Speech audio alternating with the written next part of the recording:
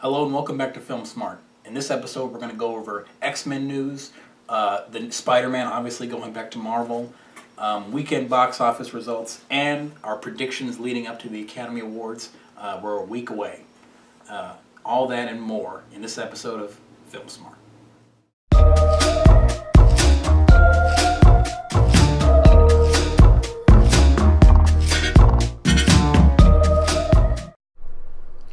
All right, so our first topic is we think Daniel Cudmore is going to be in the Deadpool movie, which is fine. Yeah. I mean, he was never really part of the X-Men movies. Whatever. Okay. Good Fox. Yeah. So our next topic, really going right through, is like quickfire's back. No, it's not. So the weekend box office, we know 50 Shades of Grey opened this week, Kingsman, and even though this is a long weekend and we're filming this on Sunday, we're not going to take into account obviously Monday and some of Sunday, but we're going to go with Thursday, Friday, Saturday box office numbers. 50 Shades of Grey has made $81,670,000 just this weekend. Kingsman has made $35,600,000, and SpongeBob made $30,540,000. Rounding out the top five, American Sniper's made over $16 million, and Jupiter Ascending has made just above $19 million. So obviously we see 50 Shades of Grey. We knew that was going to make a lot of money. Yeah, I don't know. People keep saying, "Oh, it looks so bad." Well, obviously, you went to go see it. He went to go see. I'm not going to see it because I don't care. Similar to SpongeBob, I don't care. The movie's getting good reviews. So, but I'm still not going to see it. I'd rather see 50 Shades than SpongeBob. The only way I would see it is I just don't care. If it got nominated for Best Animated Feature, which would blow me away. It'd be like, SpongeBob got nominated for... I expected it to be garbage. Yeah, I don't know if the first one... I doubt the first one did. But, yeah, so we'll see. It had a 44.8% drop-off, SpongeBob did. American Sniper is still in the top 4. Yeah, I know. That's amazing. Yeah, so that's really good. And then didn't it's it, yeah, the it third opened, highest grossing film of 2014. Technically, it's 2014 because it opened up for like a couple days in like Los Angeles and New York back in December. So technically, it's 2000. To me, the 2014 movies are Hunger Games and Guardians, which are the big ones. I don't really count American Sniper, but since it is technically a 2014 movie, that's why it's eligible for the Oscars. It's in third place, which is remarkable. Especially in a year where X-Men and Dawn of the Planet of the Apes and Interstellar came out. That's weird to think that American Sniper made more domestically. Worldwide, obviously, they made more. Because I don't think this has the worldwide appeal that they do. Yeah. But, yeah, that's interesting. And then Kingsman, I saw Kingsman on this past Friday. Very good film, very violent, but I liked it a lot. So I recommend it definitely. And once Josh sees it, maybe we'll do a review. Our next big topic, obviously, is Spider-Man. Now, we know that Sony announced recently, along with Marvel, that they would keep the rights to Spider-Man, but they will allow Spider-Man into the MCU, or as they put it, put the MCU into the world of the Amazing Spider-Man. Yeah, that's BS. Which is BS because the franchise, for one, is over. There is no dead. Amazing Spider-Man franchise. Andrew Garfield's gone. So I don't know what you mean you're putting them into the world of this. Also, no, you're putting him into the world because when you buy, for one, you're in the dying franchise. Yes, over $7 billion franchise versus yours. Yeah. Oh, and not just that, but also we have the Avengers, the Inhumans, Black Panther, Guardians of the Galaxy, the Defenders, Agents of S.H.I.E.L.D., regardless of what you think of that. They have this whole big universe, and you've got Spider-Man. So don't tell me that they're going into your world, but whatever. Regardless. Sony's delusional. Yeah, they must be. But finally, I think they've kind of come to terms with, we need to do something. They can't do it without Marvel. Marvel could do it without them. You can't keep putting up that Marvel logo and people like Iron Man. So it's just gonna, it would just get old after a while. And, I mean, Spider-Man, when you have one character, and I know there's Black Cat and Sinister Six and whatever, but when you have one real superhero, because Black Cat, who cares? When you have one real superhero, and then you decide, I'm just going to keep making movies with him singularly, continually, and then to save yourself, you make Venom movies and Sinister Six movies.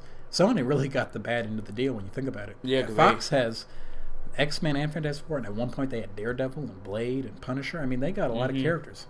Sony, on the other hand, sure, they got Spider-Man, which is like equal to having a lot of characters, but that's going to wear out after a while. Even the other, they think they had Ghost Rider. Yeah, they didn't do a good job with that either. Yeah, and now Marvel has him too. So I mean, everything's just coming back. Now, it's important to point out, Sony still has the rights to Spider-Man. It's still their character. They still own him. They are just letting him be in the MCU and make films with the Avengers, Guardians, and Humans, all those Defenders, all those teams. I'm really hoping for a Daredevil Spider-Man thing.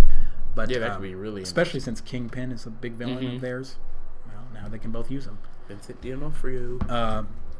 But now we know that Marvel has pushed back Black Panther, Miss Marvel, or Captain Marvel, Inhumans, and Thor Ragnarok in order to fit in a Spider-Man movie for July 28th, 2017, which was the original date for Thor Ragnarok.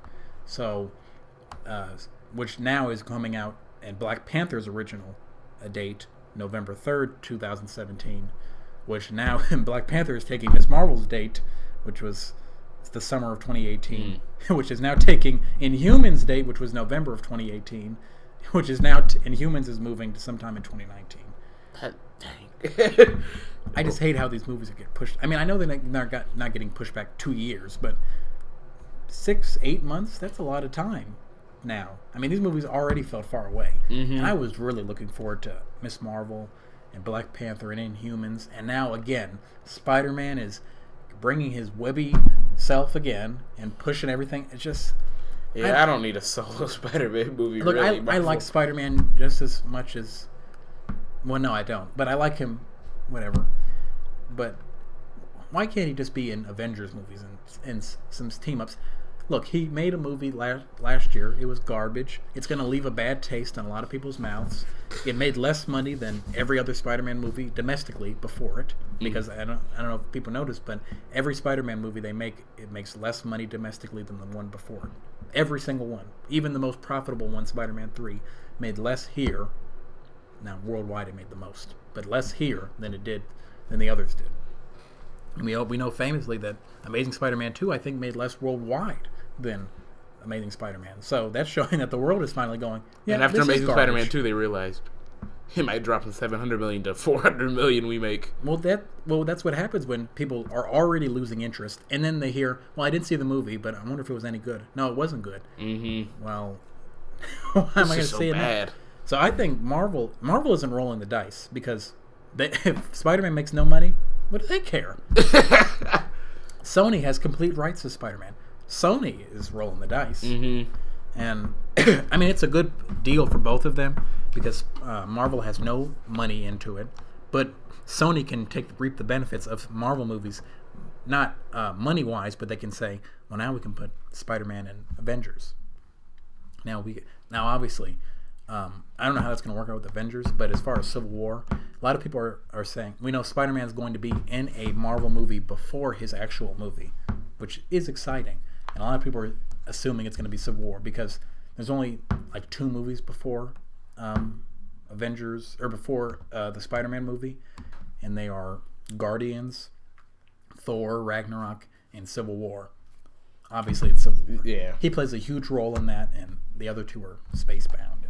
That doesn't make sense. So we'll see how he fits into there. What are your thoughts on this, Josh? I'm just happy to see him in the right hands. I mean, he's still in Sony's hands, but Sony, now they have kind of somebody to push them somewhere. And I really didn't want another Spider-Man movie. I mean, even with Marvel doing it, I still don't want it. I'm sorry. Sony, you ruined Spider-Man for me.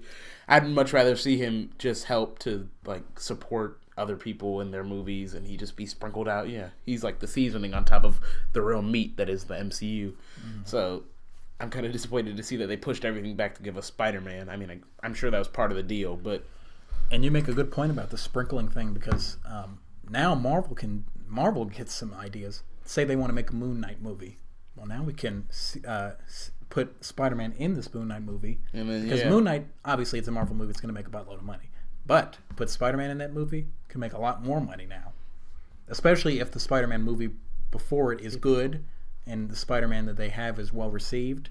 If the Spider-Man MCU Spider-Man movie is good, makes a lot of money, expect to see him in Moon Knight. Expect to see him in Punisher. Expect to see him in Ghost Rider. Because I'm sure that's going to be Phase 4, Phase 5. They're going to bring in Blade and Ghost. Expect to see him in Blade. When the Defenders finally get movies, expect to see him in there. Because that's kind of his world. Yeah. Oh, yeah. I could definitely see him joining the Defenders. Could totally.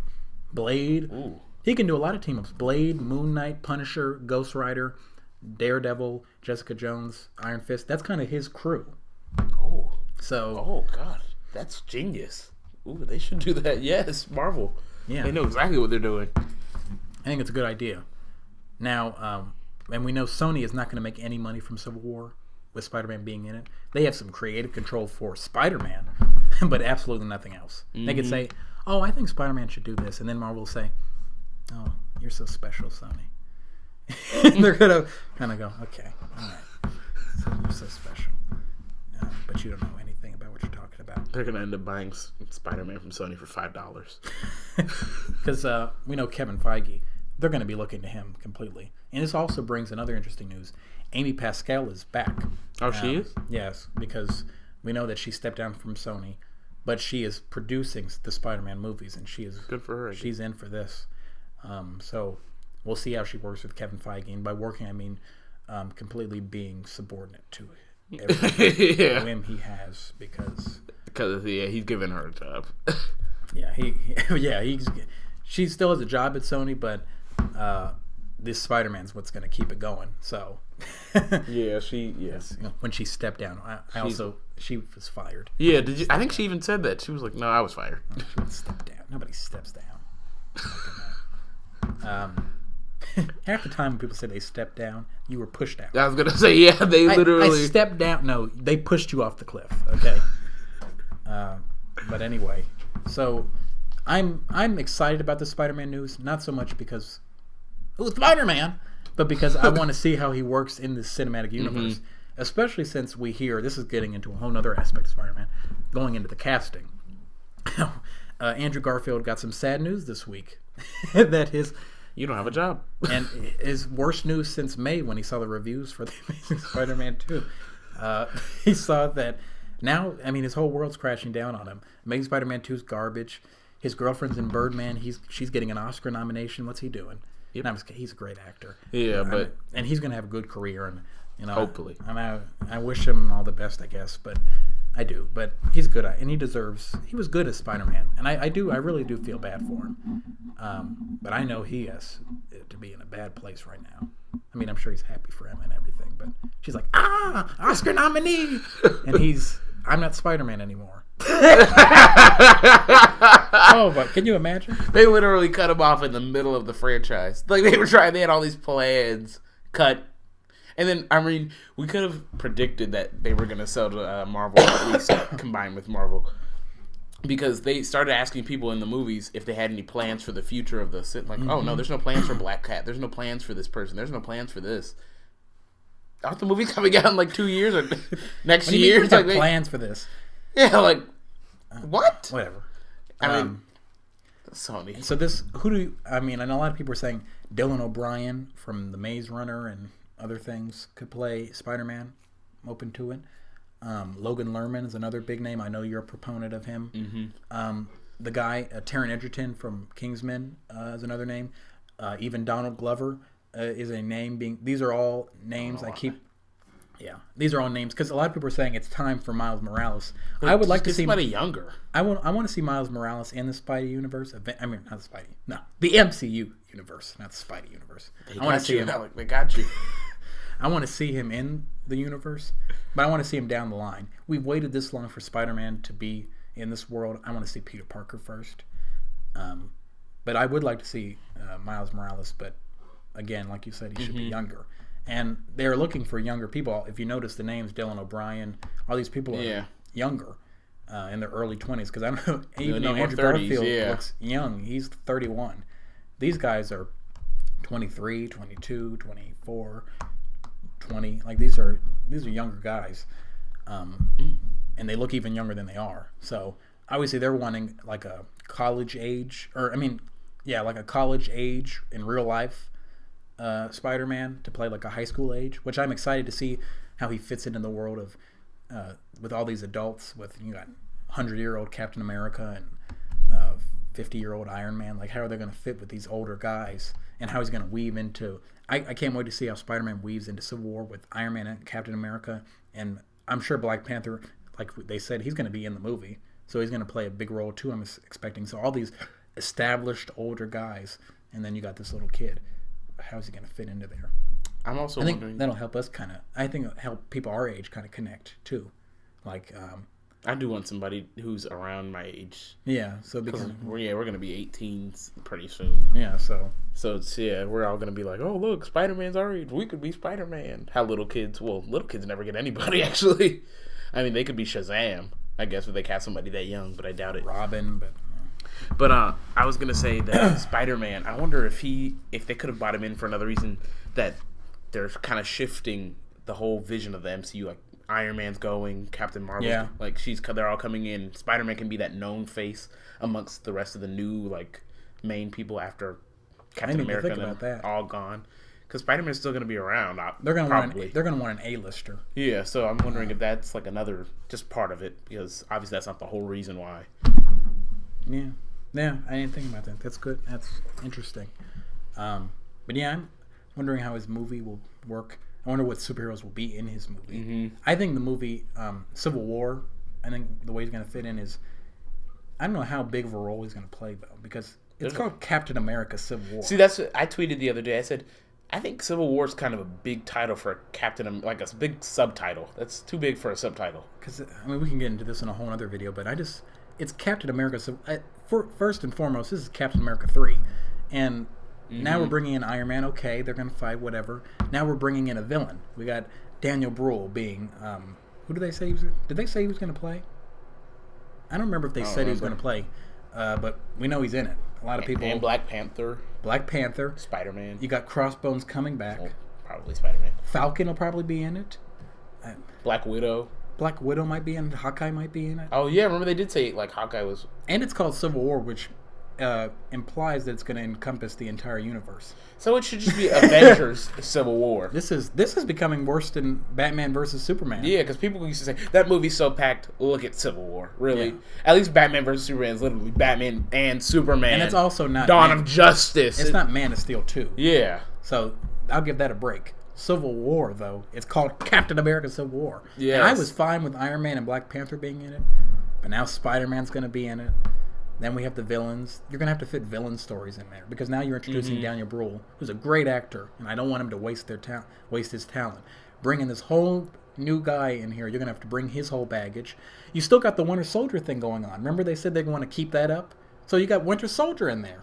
Then Black Panther, Iron Man, Spider-Man. How can you... I don't know how they're going to do it. It's one thing, I get like the Avengers, you're bringing in all these characters, but we know their stories. I don't know Black Panther's story. I don't know Spider-Man's once you get all these people, I don't know what Winter Soldier's going through right now. I don't know the new villains. I don't know what Crossbones is going through. You're bringing in all these people. I know Iron Man and Captain America, but they're going to be going through things, and what's going to lead them to hate each other? Yeah. So I don't know if Civil War is like planting the seeds of Civil War, but I feel like that's pretty stupid to call it Civil War. Civil War, yeah. And then say, well, it's just kind of leading up to it. So there's going to be some fighting. Whatever. I mean, I'm excited.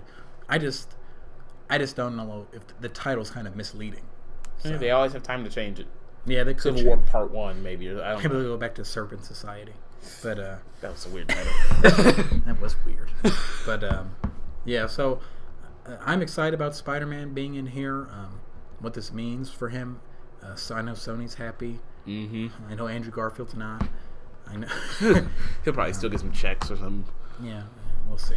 But it'll be interesting to see him in here now. And I just want to clear up real quick again. A lot of people are saying, "Welcome back home, Spidey." This was never. Yeah, I was gonna say he never existed in the Marvel Cinematic Universe. He was sold a long time ago, back in like the 80s, before there was any Marvel Studios. Long before there was any Marvel Studios. Long before there was any real Marvel movie. I mean, I know there were some garbage ones that were like straight to home video, like Captain America and Hulk and Iron Man. I don't know if you saw the '70s Iron Man. It was terrible. Like he didn't look like Iron Man. But there was like a hot dog. Like this was long before there was even Fox Marvel movies, much less any. So much less Marvel Studios. So he was never a part of the Marvel universe. This is not welcome back. It's hi. Nice to meet you. What's up? Yeah, it's not. But I'm excited about this. I just hope I just hope they don't bring in Sony Spider-Man and then start making everything about him. I don't want them to start throwing out all these new guys, because this was the big worry, remember? People were having this discussions for years, saying, well, you bring the X-Men in, you bring Fantastic Four, you bring Spider-Man in, well, now what's going to happen to Inhumans and Daredevil and, Daredevil will be okay, but what's going to happen to Inhumans and Miss Marvel and Black Panther and Doctor Strange, these smaller, Moon Knight, what's going to happen to all these guys now that you're bringing in the big boys? So that was the great thing about Marvel, is that they could bring in B-listers like Iron Man and Captain America, and then still fit some A-listers like Hulk in there. But I don't want to see Spider-Man, because if he's really successful, you're going to hear about Spider-Man 2 and stuff.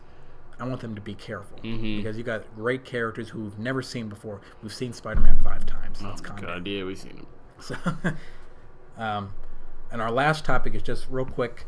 The Academy predictions. We're going to do our final predictions.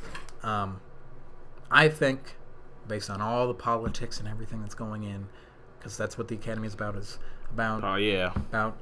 campaigning. If I had to choose, I think Birdman's going to win Best Picture. I'm going to call it. Yeah, I'm going to have to agree with all of the recognition it's been getting. Yeah. Best Actor in a Leading Role. That's... Dang. I know. I'm going to go with Michael Keaton. I think Eddie Redmayne has a very good chance. But if he wins, I'd be really happy. Yeah.